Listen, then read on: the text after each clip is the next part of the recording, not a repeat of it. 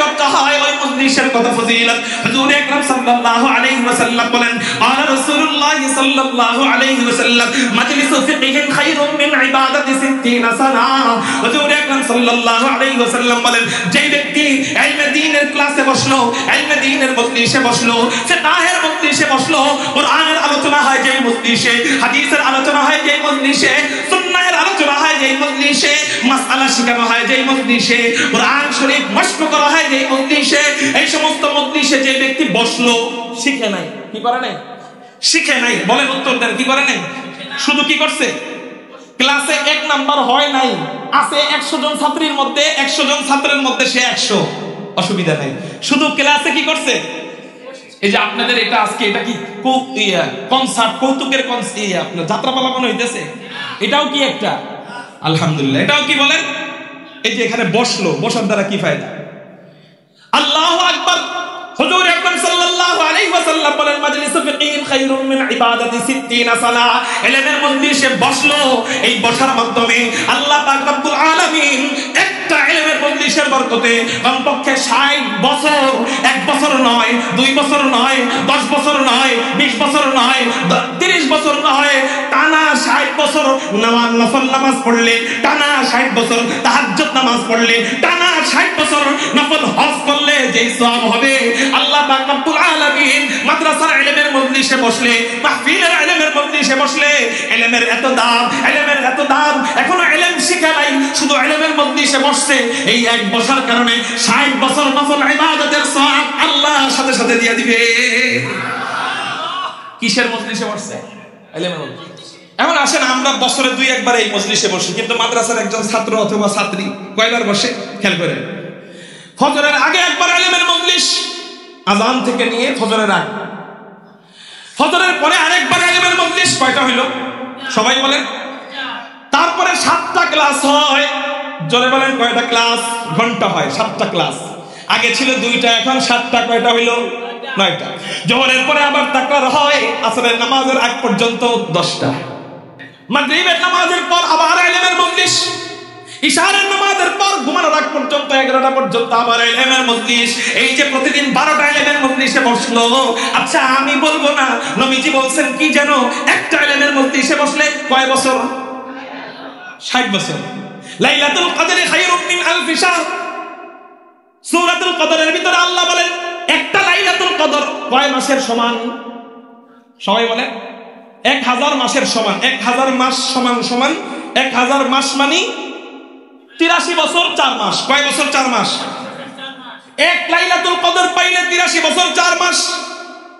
আর আমি একটা ইলমের মজলিসে বসলে কয় বছর?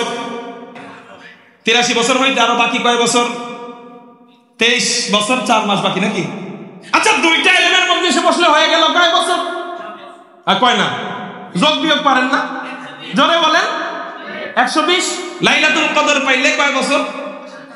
হুজুর কি এর লগে কি মিলাইলেন? আমি বলি হ্যাঁ ঠিক আছে, লাইলাতুল কদর এটা কোরআনে আসছে, আর মাজলিসু ফিকহিন খায়রুম মিন ইবাদাতি 60 সানা এটা হাদিসে আসছে। কোনটাকেই কোরআনের আয়াত এবং হাদিস কোনটাকেই ছোট করে দেখার সুযোগ নাই, কিন্তু কোরআনও ওহী, হাদিসও ওহী। পার্থক্য কোরআন আল্লাহ পাকের কালাম, ওহীয়ে মাতলু যেটা তেলাওয়াত করা হয় নামাজে, আর হাদিস যেটা ওহীয়ে মাতলু না, গায়রে মাতলু। এই পার্থক্য, কিন্তু দুটোটাই ওহী, দুটোটাই কার পক্ষ থেকে আসছে। একটা আল্লাহ ডাইরেক্ট মুখে বলছেন, আর একটা নবীজির অন্তরে ঢাইলা দিয়েছেন। এই হলো পার্থক্য। তাইলে কোরআনের কথা আমরা আলহামদুলিল্লাহ আমল করি, কিন্তু হাদিসে আসতে বলে তুচ্ছ করি, এটা ঠিক না। ঠিক না? বুঝেন না?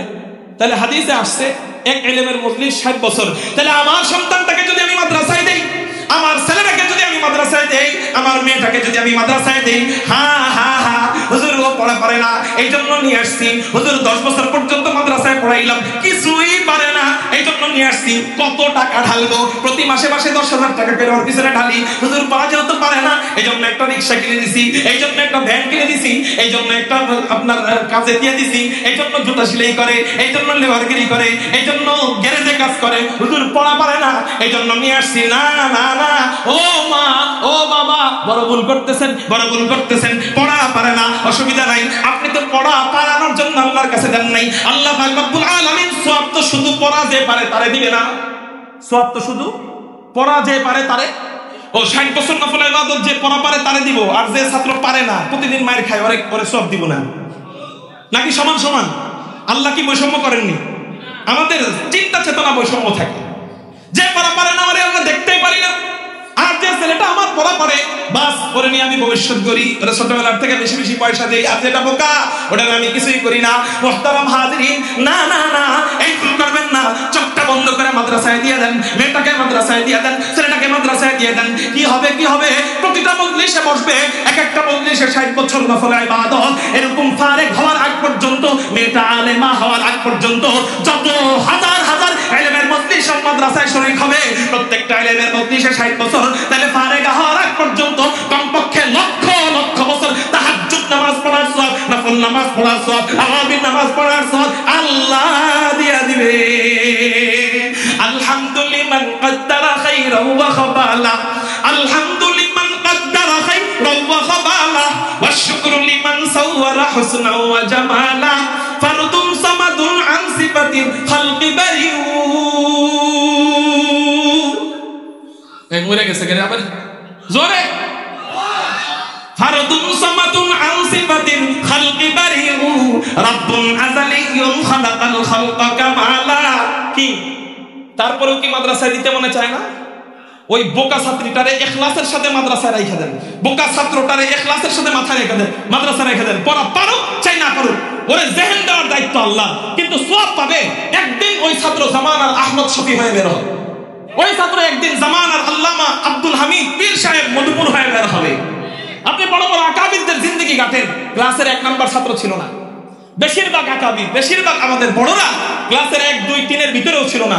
14, 15, 30, 32, ওই 40 আপনি খোঁজ নিয়ে দেখেন। কিন্তু আল্লাহ কিতাবের সাথে লাগা থাকার কারণে, ইলমের বরকতে, উস্তাদের সাথে লাগা থাকার কারণে আল্লাহ এমন ভাবে চমকায় দিয়েছে, যেই ছাত্রদেরকে হুজুররা দেখতে পারতো না সেই ছাত্ররা ডাক দিয়ে এবার কপালে চুমা দেয়। যদিও সব হুজুররা এক না, কিন্তু দেয় অনেক জায়গায়। আল্লাহ আমাদেরকে বুঝার তৌফিক দান করুক, সবাই বলে আমিন। মুহতারাম হাজিরিন, বলতেছিলাম এইগুলো 1 নম্বর ফজিলত, একটা ইলমের মজলিসের বরকতে 60 বছর নফল ইবাদত। 2 নম্বর ইলমের মজলিস, 2 নম্বর ফজিলত, হুজুর আকরাম সাল্লাল্লাহু আলাইহি ওয়াসাল্লাম বলেন, মান সালাকা তরিকান ইয়ালতামিসু বিহি ইলমান সাহালাল্লাহু বিহি তরিকাম মিন তুরুকিল জান্নাহ ওয়া ইন্নাল মালায়েকা। এটা তিরমিজি শরীফের হাদিস, সাধারণ কিতাব থেকে বলতেছি না, তিরমিজি শরীফের হাদিস। নবীজি বলেন, ওয়া ইন্নাল মালায়েকাতা লা তাদাউ আজনিহাতাহা রিদান লিতালিবিল ইলম ওয়া ইন্না তালিবাল ইলমি লা ইস্তাগফিরু লাহু মান ফিস সামাই ওয়াল আরদ হাত্তাল হিতানু ফিল মা ওয়া ইন্নামাল উলামা হুম ওয়ারাসাতুল আমবিয়া ওয়া ইন্নাল আমবিয়া লাম ইউওয়ারিসু দিনারাও ওয়ালা দিরহামা ওয়া ইন্নামা ওয়ারাসুল ইলম ফামান আখাযা বিহি আখাযা বিহাযিন ওয়াফির আও কামা ক্বালা আলাইহিস সালাতু ওয়াস সালাম। হুজুর আকরাম সাল্লাল্লাহু আলাইহি ওয়াসাল্লাম বলেন, ইলমের মজলিসের আরো কি ফজিলত শোনো দুনিয়াবাসী। নবীজি বলেন, যে ব্যক্তি ইলম অর্জনের জন্য কোন পথ অবলম্বন করবে, আল্লাহ পাক রব্বুল আলামিন তার জন্য জান্নাতের রাস্তা নিজে খুলে দিবেন, নিজে সহজ করে দিবেন। একটু চিৎকার দিয়ে বলেন সুবহানাল্লাহ। ইলম অর্জনের 3 নম্বর ফজিলত নবীজি বলেন, ওয়া ইন্নাল মালায়েকাতা লা তাদাউ আজনিহাতাহা রিদান লিতালিবিল ইলম। যে ব্যক্তি মাদ্রাসায় যায়, এখনো আলিফ শিখে নাই, এখনো বা শিখে নাই, এখনো তা শিখে নাই, এখনো সা শিখে নাই, এখনো আলহামদুলিল্লাহি রাব্বিল আলামিন আর রহমানির রহিম মালিকি ইয়াউমিদ্দিন ইয়্যাকা না'বুদু ওয়া ইয়্যাকা নাস্তাঈন ইহদিনাস সিরাতাল মুস্তাকিম সিরাতাল লাযীনা আন'আমতা আলাইহিম গায়রিল মাগদুবি আলাইহিম ওয়ালাদ-দাল্লিন। না ওয়াজ করুন না, আওয়াজ করুন না, জায়গা আপনাকে খালি বিরক্ত লাগতেছে না অনেক। চিৎকার দিয়ে আল্লাহু আকবার, এই সাউন্ড থাকবে তো ইনশাআল্লাহ। হুজুর কেন আজকে আওয়াজ করলে কি সমস্যা নেই? একটু ঘুম ভাঙাইলাম আর কি, ঘুম ভাঙছে না ইনশাআল্লাহ। সবাই আবার বলেন আল্লাহু আকবার।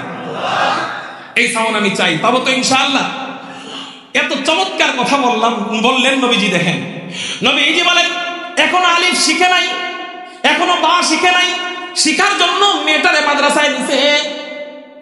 আচ্ছা আপনারা আমার বলেন, ছেলেটারে মাদ্রাসায় দেওয়ার যুক্তি আছে, এটা বড় হয়ে ইঞ্জিনিয়ার হয়ে আমারে খাওয়াবে, কিন্তু মেয়ের কামাই খাওয়ার আশা আছে না নাকি? কি আশা? যে বড় হলে বিয়ে দিয়ে দিব, এই তো শিক্ষিত হবে, এমএ পাস করে বিয়ে দিয়ে দিব, এই তো।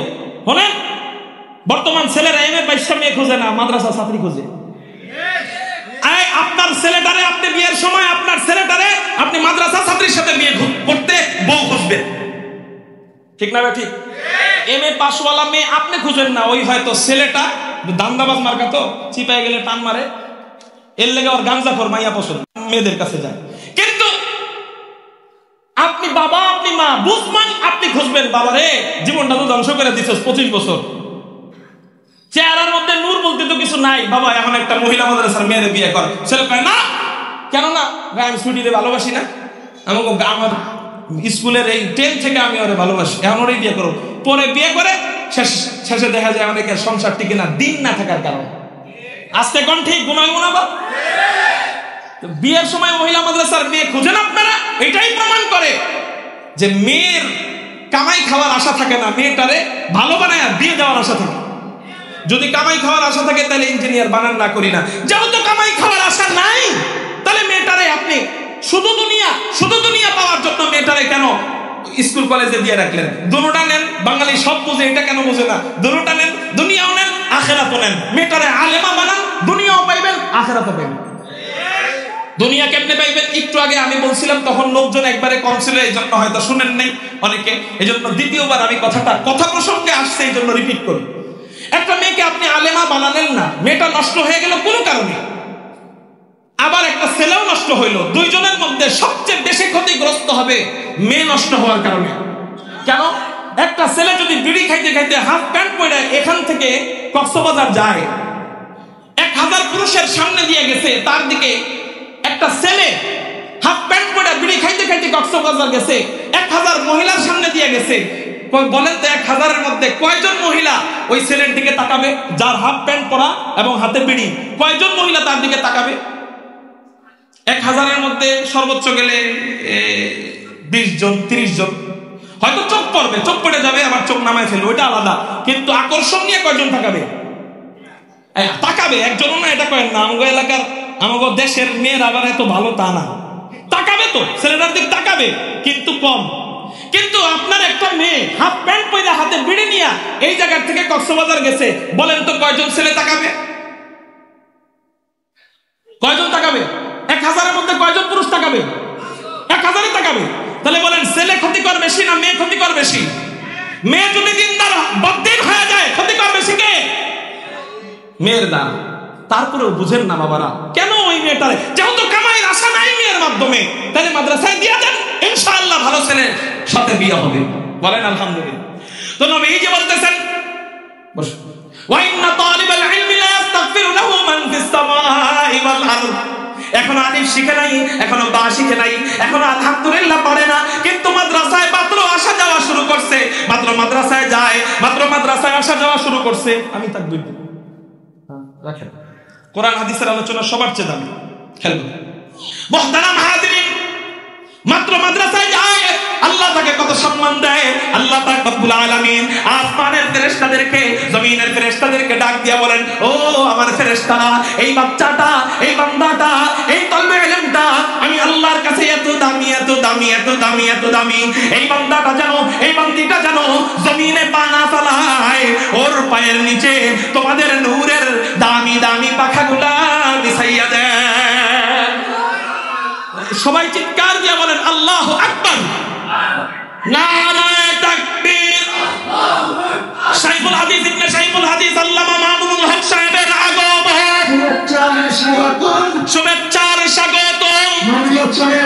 ওদিক ফিরে দেন, নারায়ে তাকবীর।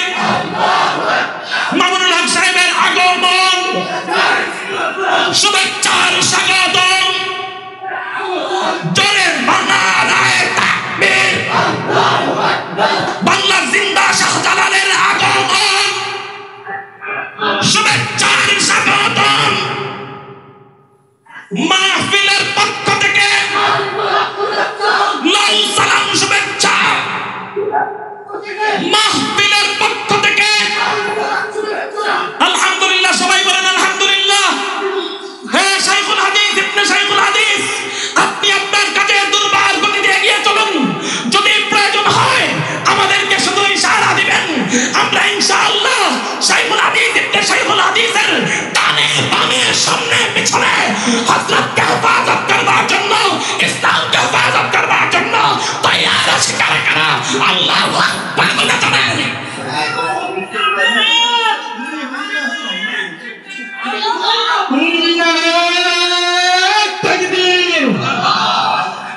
শাইখুল হাদিস সাহেবের আগমন শুভেচ্ছা স্বাগতম মাহফিলের পক্ষ থেকে মাহফিলের পক্ষ থেকে শুভেচ্ছা।